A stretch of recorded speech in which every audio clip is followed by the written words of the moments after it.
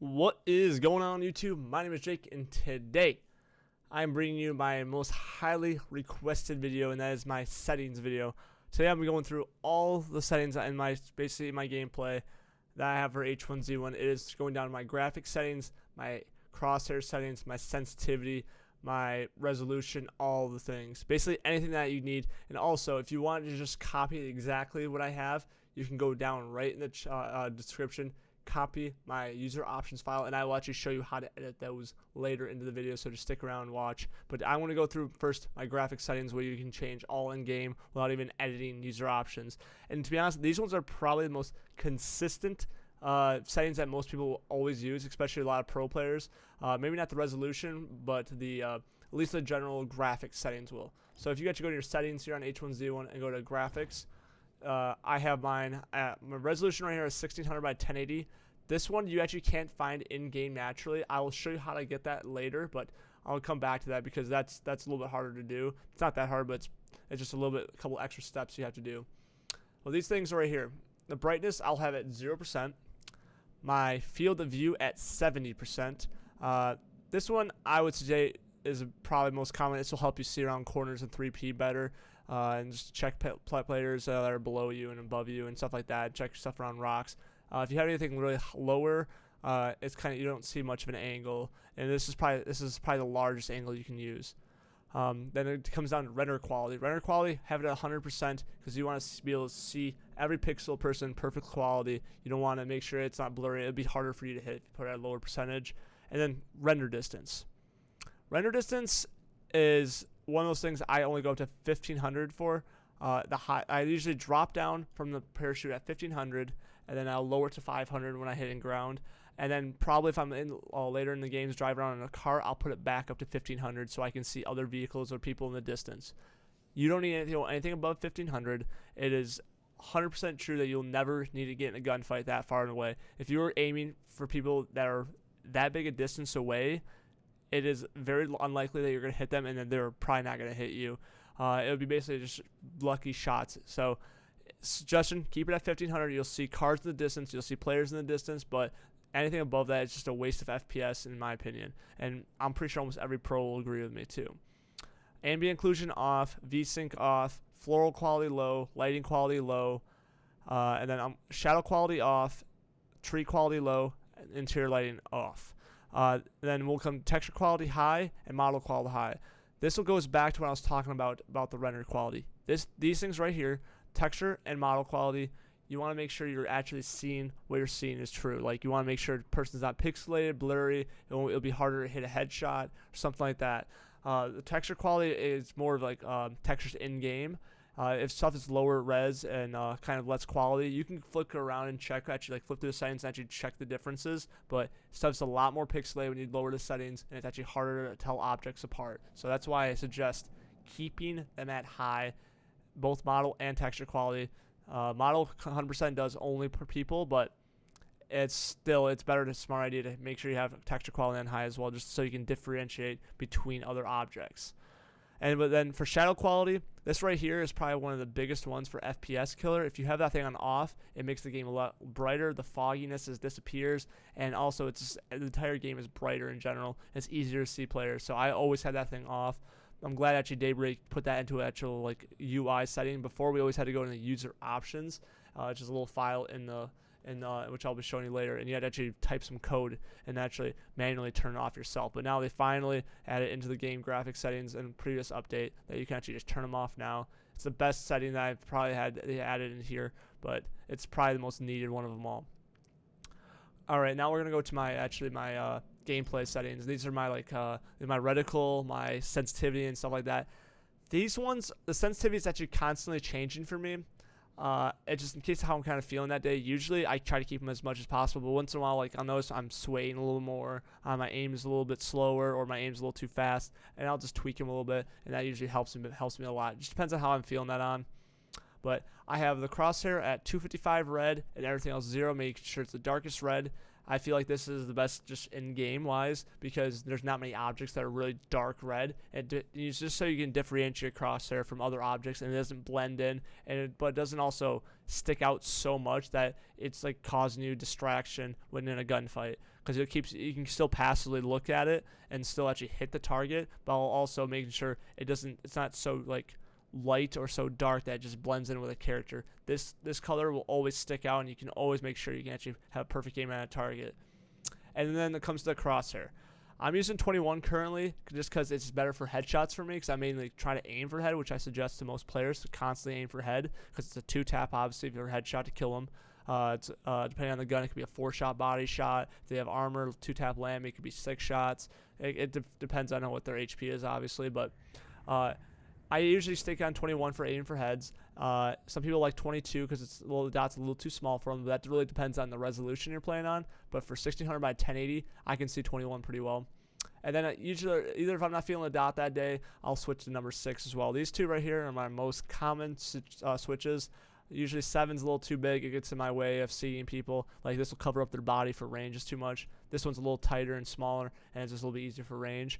21 is a little bit harder to shoot for range because you don't actually obviously have the guidelines, so you can just keep them straight up lined up. Because if you guys didn't know by now, there's no really horizontal, or there's no vertical like recoil in the game. There's only horizontal recoil for the AR, left and right, and the AK-47 is a V-shaped.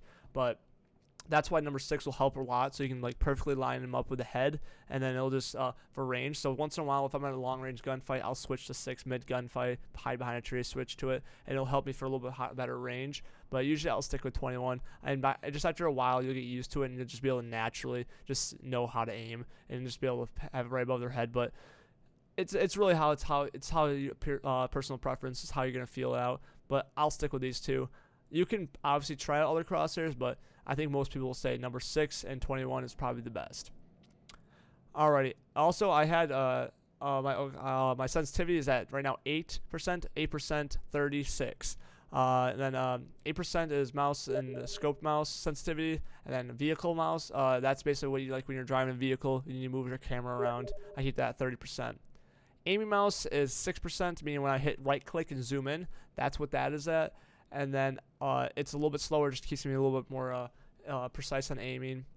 Once in a while I'll feel it's a little slow because for like if I'm spraying at a car, and then I find out I'm like leaning back a little bit on them, and once in a while I'll just turn it up if I'm not feeling it. But usually when I'm just aiming at a player, 6% is a pretty good movement speed. I can keep up with the player that's running the distance as well as still keeping up with the cars that are moving. Use raw mouse input on, reduce input lag. I don't even know if the reduce input lag actually does anything. If you guys know anything, let me know. I just put it on just because I can. Oh yeah, also, if you don't like the giant giant hit markers in the midair, and that's the new update, you can turn classic feedback on. That's the normal. It'll still show the yellow one for armor, and then it'll make it define sound for armor, and then as well as headshot, and then normal red ones for body shots that are non-armor.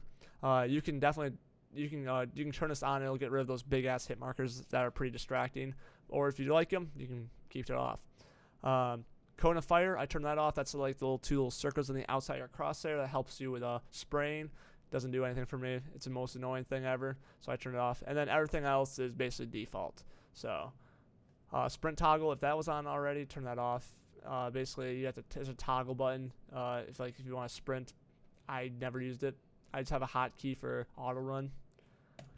Let me see here. Let me think. Keybinds. The most common one I use is control for crouching spam, and that you might have to change. And then what's another one? Render distance. It depends. You can change on this one. I think it's under general here. Yeah, render distance, increase and decrease. When I fly down on a parachute, I have 1500 render distance, and then when I hit ground, I turn it down to 500. The way I do that on the fly is actually I have two hotkeys. My numpad has a plus key on it, and I do that for obviously increase, and then numpad subtract is decrease. So tap that, it goes up by 500 distance increments. So all the way down for 500, all the way up for 2 taps for 1500. Pretty simple. And let's see, I don't think there's anything else I really changed. Oh yeah, I changed my auto run key to a mouse key, and I turned my my map. My map I actually have on my middle on my middle mouse key. So right now there's actually a little glitch you can do, or I don't know, it's an exploit I guess you can call it, that it's moving while looting. Basically you click your mouse key and then hit E on the loot bag, and then it'll open up the inventory, and you can loot that while moving left and right and doing circles and stuff like that in a small vicinity. That is probably the easiest way to do it. Either have them bound to a mouse key and then hit E on your keyboard. That's probably the fastest way, or you can have it two keys literally right next to each other. It's up to you. Those are really the only keys I changed from default. So my auto run is my left mouse key on my mouse, and then my map is my middle mouse button, my scroll wheel basically. And I think everything else is the same, besides like maybe some medical, which that doesn't really make a difference. Let me think. I do not think there's anything else I had to show you guys on this. All right, now I'm gonna go to my desktop. My desktop. This is for purely visual. You don't really have to do this, but I would suggest it. It will be up to you what you feel like it is, but I feel like it gets rid of the fog almost entirely if you do this. That is digital vibrance. Digital vibrance is basically a saturation filter almost for your graphics card, and this tutorial right here part is only going to be for NVIDIA graphics cards. I'm sorry if you do not have a NVIDIA graphics card. There are other ways for AMD graphics cards, and I do not know for internal graphics. If you're using an internal graphics card like a motherboard, like if you're using like internal graphics on your like CPU or whatever, then there's probably programs you can do that can change it, but I do not know. You would have to look up that yourself. But for the NVIDIA graphics cards, you right click, go to NVIDIA control panel. This should pop up. You want to go to, where is it? Adjust desktop color settings. Click on your desktop. I have all three the same thing. Go down to digital vibrance. Crank that baby. It's usually at default 50. I crank it to 100%. Then hit apply, and it usually pops up if you want to save these settings. Click yes. And then that's basically it. Everything looks a lot brighter. Here, let me show you right now. Basically right now, when I'm actually capturing OBS, you guys can't see you can't really see it. Let me see here. Actually, I don't know. I don't think you guys can see it. In game capture, you could have seen it more, but it just makes everything a lot brighter, a lot more popping. The fog almost disappears immediately, and it just helps you see the longer range, and like just colors pop out a little more. It just looks better to the eye too, in my opinion. Like you'll see a lot of streamers, like you'll see a streamer like, wow, their stream looks really bright and colorful. It's probably because they have 100% digital vibrance on, and you don't have to put it on 100. For a while, I was at 75, and then my eyes started to like, wow, that doesn't really looks kind of bland. And after a while, I just finally hit 100%. I just got used to it, and it looks a lot better in my opinion. And the next one I'm actually going to show you is my custom resolution. The last part, and that's probably the hardest part of it, and actually I can show you the first-person reticle. I don't really use it much for shotguns anymore, but I'll show you that too. But if you want to get my resolution, and that is 1600 by 1080, the first step you want to do is go back to the NVIDIA control panel, just like before, and you want to go change resolution and display. Select the display, your primary one. I have 3 monitors here. The first one here is my primary. And then you want to scroll down to customize. Customize here, and then you might hit enable resolutions not exposed by the display. Because I have a 16 by 9 resolution display. It's only looking for 16 by 9 resolution resolutions, obviously. So if I do 1600 by 1080, it's not a perfect 4:3. I don't know if it's 4:3 or it's not a 16 by 9 resolution. I know that, but it's the best one for hitting headshots because people are a little bit wider and they're basically the same height, so they look really fat almost on your screen, and it's just a lot easier in my opinion to hit. It just makes it, I don't know, like I said, it's the best way to headshots. If you're gonna go pro in H1Z1, keep in mind this resolution is not allowed on LAN. People were like freaking out in the first time of LAN. They came to LAN, so like, you can't do custom resolutions. So people were doing 1440 by 900. That's another resolution you can actually use in game. You don't have to change anything. You just go to change resolution and go to 1400 by 9 or 1440 by 900 in the graphics settings, and then that's basically the closest one. It's not as fat, but it's basically there. But if you want to get my resolution exactly, click on Enable Resolutions Not Exposed by the Display, click Create Custom Resolution, type in 1600 and the horizontal pixels, 1080, and then make sure your refresh rate is set what your monitor is at. Mine's 144 hertz monitor, so I made sure it's set at 444. By default, it was set at 60. Don't know why, but just make sure you change it, and then hit test. It'll load for a couple seconds, and then it'll flash to that resolution, test it, click Save Settings, and then come back. It'll go back to your normal 1920 by 1080 or whatever resolution your monitor is on default. And then it should have a custom resolution here. Should make sure it's checked and click OK. And that should be done for, oh yeah, next thing, I forgot one thing too. After you have that checked, one thing that the game will do, if you don't have the next part done, it'll have a giant blue bar on the side, and it won't be full screen. So you want to go up to adjust, I think it's under, yep, adjust desktop size and position. Yes, adjust desktop size and position. Once again, select your monitor. I have this setting for all three of my monitors automatically, and they're all the same thing. You go to full screen, click perform scaling on GPU, then override the scaling mode set by games and programs. This is the key one right here. Have this one checked, and then click apply and save the settings. What this does is it will automatically stretch the whatever game you're playing, even whatever resolution you're playing. So like 1600 by 1080, instead of doing the it won't do like the game will think it's actually like it'll make your screen 1600 by 1080 pixels. This will automatically stretch it, and it'll actually make the player look like that. Why it looks so fat and stretched out, and that's what will make it stretched. So if you ever played CSGO, this is basically a setting you always had to do for a 4:3 resolution stretched as well. So make sure you have that checkbox selected, hit apply, and you should be all set. The last part is you want to go into your user options for H1Z1. For me, I have it under frequent folders because I was constantly going in here. But for most people, it's be under local disk, Steam library. For me, it might be in your program files, but for me, I have my Steam library on the farthest out, so I can actually access it quickly. It might be in one of your program files so just wherever your Steam library is saved to, go to that. Go to Steam Apps, Common, H1Z1 King of the Kill. Go down to User Options, and this is the screen you should get. Last part is to have this selected, 1600 by 1080. Make sure you have full screen width, 1600, then 1080, then save that, and you should be all set. One last thing too, guys. I know some people are asking me about, where is it? I think I passed it already. It is the reticle for first person. If you want to have, like for shotguns, it will change it to that circle with a dot in the center.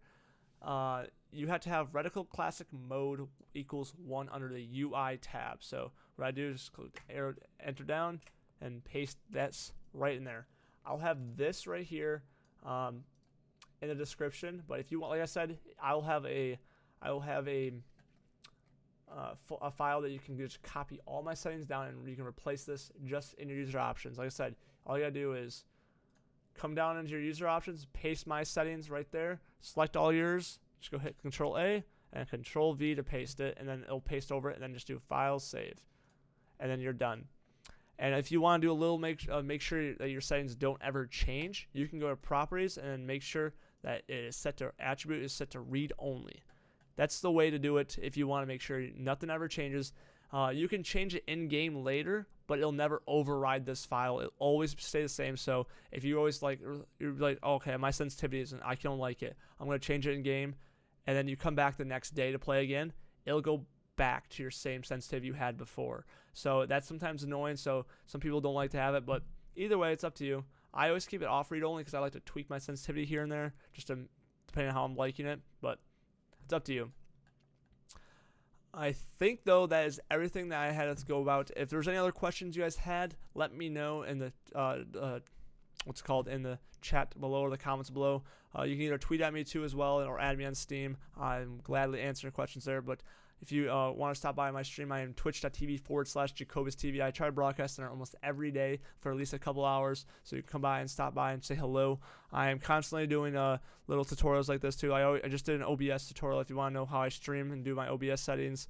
but that is up to you. But thank you guys for stopping by. Really do appreciate it. Please don't leave without leaving a like, as well as follow me on my social medias. They will be in the description below. And also, I will have a download link for my user options for those. So if you just want to copy them straight down and you don't have to change one thing, it's up to you. But thanks everyone for stopping by. Have a great night. Peace.